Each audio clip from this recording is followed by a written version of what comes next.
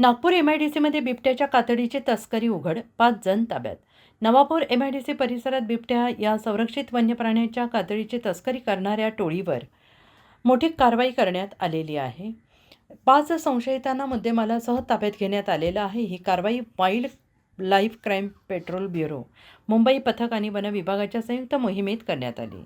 मिळालेल्या माहितीनुसार मुंबई पथक आणि सहाय्यक वन संरक्षक नंदुरबार यांच्या मार्गदर्शनाखाली नंदुरबार, चिंचपाडा, नवापूर प्रादेशिक वन विभागाच्या पथकाने गुप्त माहितीच्या आधारे सापळा रचला.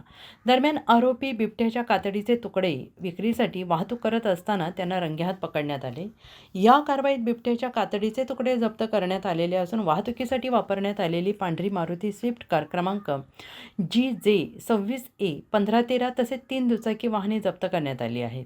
ताब्यात घेतलेल्या आरोपींसह जप्त मुद्देमाल मध्यवर्ती रोपवाटिका नवापूर येथे आणण्यात आला आहे. या प्रकरणी भारतीय वन्यजीव संरक्षण अधिनियमाअंतर्गत गुन्हा दाखल करण्यात आला असून पुढील तपास सुरू आहे.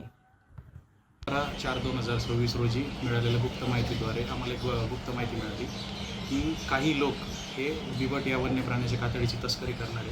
त्या अनुषंगाने wildlife crime control bureau Mumbai, Nandurbar उपविभागाची टीम, नंदुरबार वन परिक्षेत्र अधिकारी अमोल काशीकर हे सर्व आम्ही एक टीम मिळून एक सापळा रचला आणि आरोपींचा पाठलाग करत असताना त्यांना MIDC नवापूर या ठिकाणी आपण मुद्देमालासह ताब्यात घेतले. मुद्देमालामध्ये बिबट या वन्य प्राण्याची तुकड्यांच्या स्वरूपात कातडी सापडली. तसेच वाहतूक करत असताना वन्य प्राण्याची वाहतूक करत असताना एक कार आणि 3 मोटरसायकल देखील आपण ताब्यात घेतले.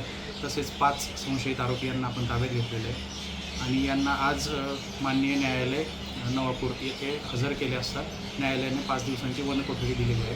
तरी पुढील तपास अमोल काशीकर वन परिक्षेत्र अधिकारी नवापूर हे करीत. धन्यवाद.